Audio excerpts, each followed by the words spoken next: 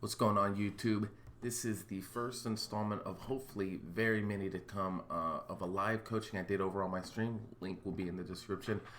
This is about the intermediate level. I'm around 1250-ish. The great and wonderful Ilovebaskets, a good buddy of mine. Also, his link will be in the description. We kind of went over some theory and just some general kind of game knowledge and stuff. This is kind of like an introductory thing. It's our first time getting together. Hope you guys enjoy. Thanks for watching. So for 22, it's 10:05. For 23, it's 10:30. So you just add that. So So I'm like half a villager behind already just because of idle time, right? You're probably a full Sounds good villager. now. A full villager. I think feudal age is like 170. No, not 175 seconds. I forget how long it is, but it's pretty significant. Okay. So you're scouting if your opponent is good. I see that you found the gold mine. Then you run away from any area where their TC could be. Yeah, I saw the farm, TC so I wasn't booked there, away. but that's still good. So you know where the TC is. You see the farm, so that's good. I would have. Okay, so the barracks came up late. So the barracks, if you're going scouts, comes up at 55%. If you do it then, if the villager hits the barrack base at 55% of the feudal, you'll always have it done by the time you hit feudal. Yeah, I was just late on that, right? That's why I threw a second vill in there. I know, it's first game of the day vibes. Yeah. Big deal.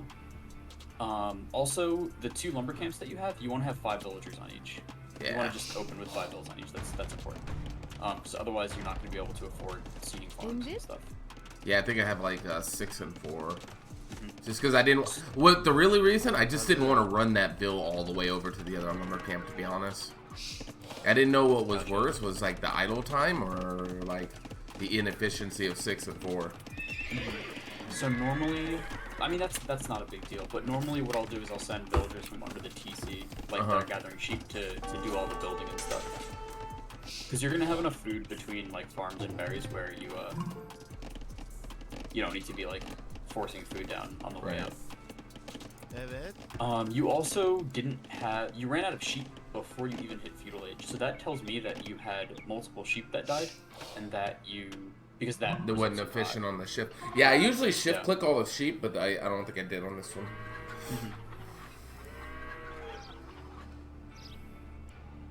So another thing is that, so you started to wall your base, but then you stopped. Yeah. If you're gonna wall, you should commit to it, because at this point you've invested resources and villager working time into the walls, and they're currently not doing anything. Yeah. Your opponent can just walk around. Walk around, yeah.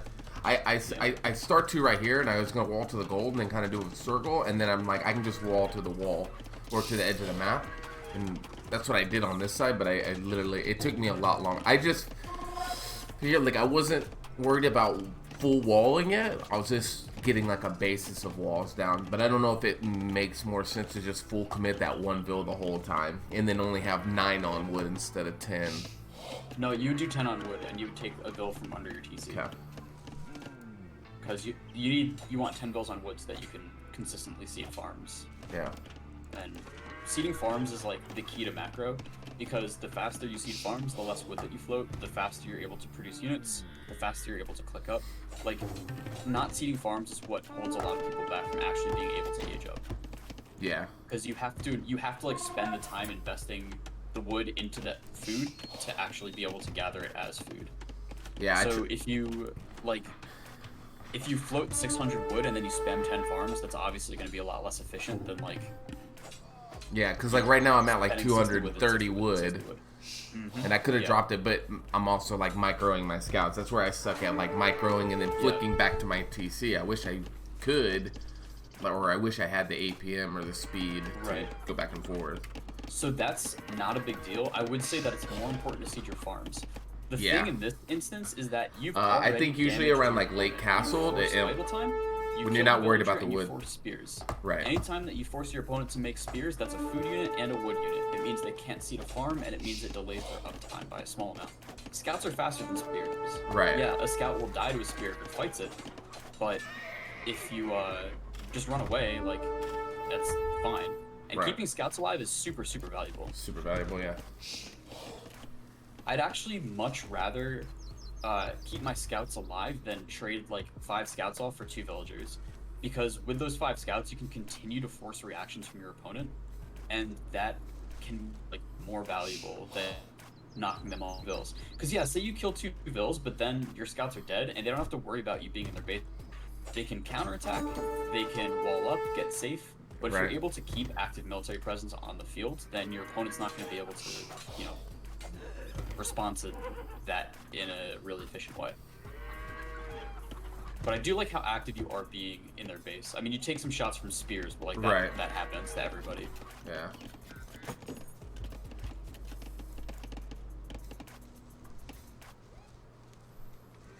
Baskets, I miss when do you make the second lumber camp? You make it, so I make the second lumber camp with the last villager in Dark Age. So once you hit 18 pop, you send 2 villagers to the already existing lumber camp, and then you send the last villager to a new one. Yeah, exactly. It's usually a much late game, there, and then as far as I know, you click up, send 4 vills to that lumber camp, and then you've got 6 villagers under your TC collecting sheep. You should have 3 to 4 sheep left after your boars are done. And then 2 lumber camps with 5 vills each, and your mill's gonna have 4 villagers. So right here, I've overcommitted to farms right here, right? Because I'm at over 1,000 food, and I'm waiting for the gold and I have the force drop. So like when these 4 ran out of food, I probably should have put like 2 on farms and 2 on gold, maybe, or just all 4 to gold. When my bears. Oh, the bears. Yeah. So usually, with bears, you can be kind of flexible depending on what you need. Usually, what I do is I send 2 to make farms and then 2 to make gold, or to gold, because what that does is it allows you to bank gold to make like your first couple nights, as well as get the upgrades that you need, and then you can continue to send villagers. After you get like 13 farms or so. 7 villagers on gold for stable without gold mining, and then with gold mining, it's 11 villagers in total for 2 stables. What? We just become best appreciate that follow, Razor. But yeah, so for scouts, if you're just going scouts into knights, I actually don't, like I said, I don't know the exact number of farms, I just know the timing. So you produce vills and you just seed farms until minute 14, then you send 5 vills to gold, research wheelbarrow, and once that's all done, you can click up every single time, assuming you've had no idle time, and you're, you know, seeding your farms well enough. But in the event, so say in this instance where you have all this extra food floating and you don't have enough gold, take that food and get upgrades, like get your gold mining upgrade, get like if you have scout stuff, get forging so you can like be even more annoying in your opponent's base. Like spend your resources. That's like absolutely the best thing that you can do. So I got like the defense upgrade, and I was contemplating getting the forging since I had so much food, but I didn't know like the timing because I wanted to get the second defensive first. Right. And I figured that was more important. So you're against the scout player, so this is an instance where forging and armor are kind of the same. Because if your opponent gets +2 armor and you get +2 armor, you're going to do the same damage to them. But if your opponent gets +2 armor and you get only +1 armor, but you get +1 attack, it's the same. It's the same. It's still the same. Yeah. And in an instance like this where you're floating so much food, I think it's fine. Yeah, especially since like I'm Turks and I got the extra Pierce armor anyway. Yep. And you have the gold bonus. Turk gold miners work. Is it 20% faster? Yeah, I think so. So, okay. Yeah, so I make 2 knights and I send 2 knights out. Yeah, so a great thing when you're going knights and you're up at the same time. If you're up before your opponent, you send them forward. You send them forward, you right click into their eco, and you try and do damage. Because knights before your opponent's castle age can just end the game on the spot. You can kill like 5 villagers on a gold mine. Right. Force them to like make spears, force them to quick wall, throws their eco in shambles. You just send that shit forward. Hey guys, don't forget to like and subscribe.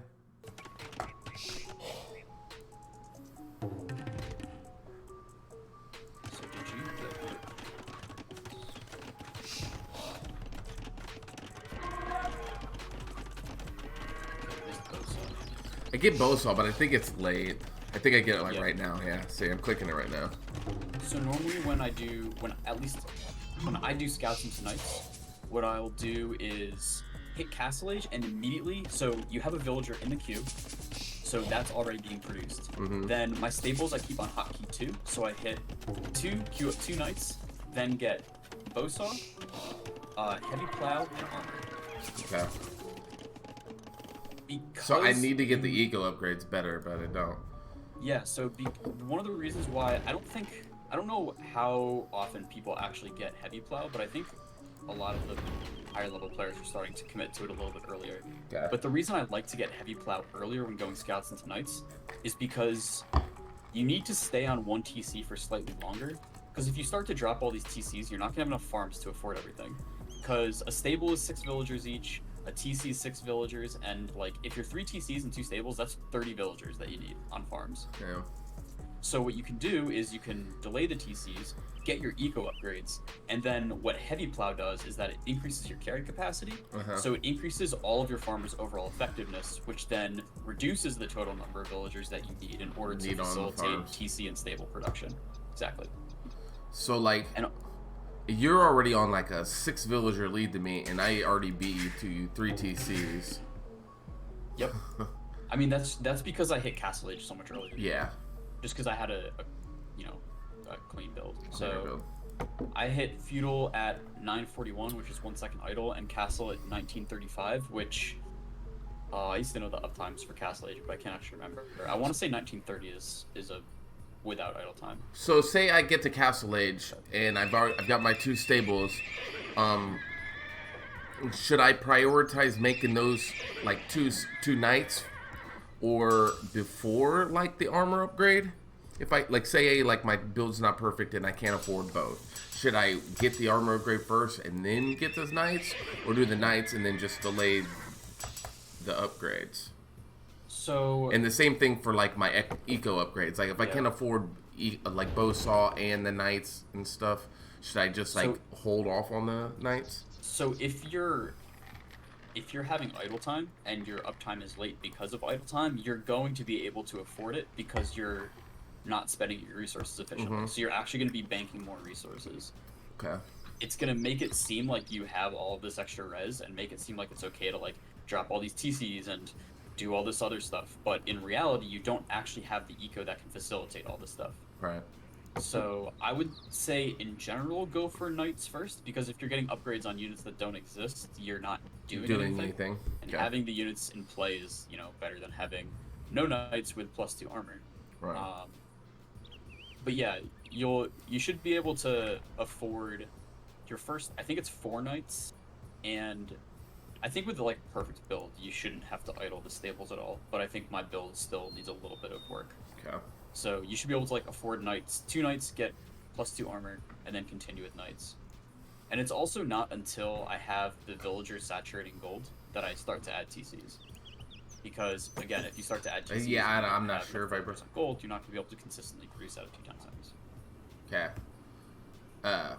So like since I did a bunch of damage, or not, I guess not a bunch, but I did good damage. I got like 4 villagers.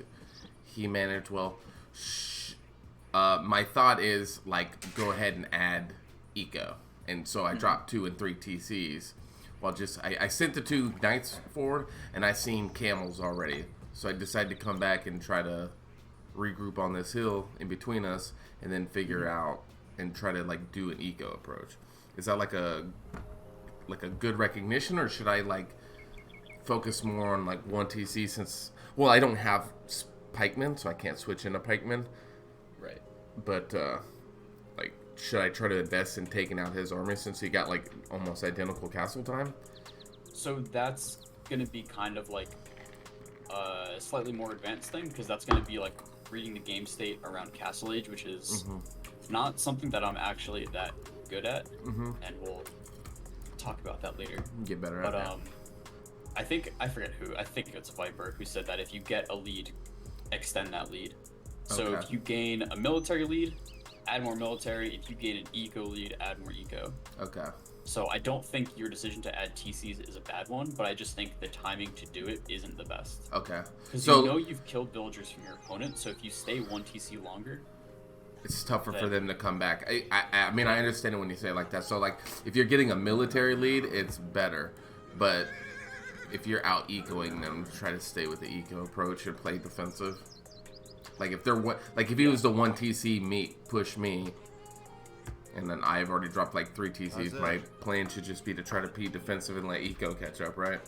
Well, if you're like, this is another thing we'll talk about later, going 1 TC versus 3 TCs. But if your opponent is like all in push on you and you're like adding TCs, you're probably just gonna die to it. No, I'm just saying, like, say I've already had 3 TCs, and then here in the next minute or so, or like the next 30 seconds, he's forward sieging me. I could just drop a defensive siege behind this wall and try to delay it until my eco carries me to the win, right? Yeah, but there's still like, so you say that, but because the reason I asked this, like, I understand, like, if I have a military lead, is because I've been doing damage with my military. And I don't understand, like, when I have the eco lead in order to use the eco to my advantage. Right. So that's a big part of that is getting your build orders down pat.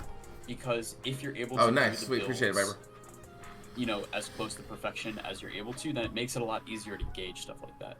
Okay. So, you know, if there's, you know, let's say two 2K players playing against each other, and one of the 2Ks kills 2 villagers from the other, that 2K will know for a fact that they've taken an eco lead. We'll say they're in a mirror match, so there's no sim differences. Okay. At the 1200 level, you know, there's a lot of TC idle time. So, yeah, you may have killed your opponent's villagers, but you also may have idled your TC. So right.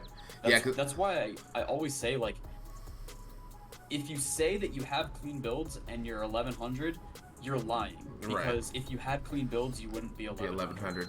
Yeah. So, like, I like right now, like, I did enough damage and enough idle time, and then making him have spears that he's 10 bills behind me already. Exactly. Like, so when I say I did big damage and like I guess it like a more tighter build and someone who can like lose 4 villagers but keep their TC going, I'd probably only be like 4 ahead. But I think all the idle time and all the stuff he invested, that gave me a 10 bill. I pretty much knew I kind of had an eco lead, and plus he's got camels, so I really don't know the answer to me going camels, except for switching it. Oh, do I? See, I don't know, Turk. I could have just switched into camels. Okay. And we'll talk about that in unit comps, but if you're stable versus stable, you add in monks, and it's the best thing to add. That's right. Trust me. Yeah, trust. Okay, so hit the like button.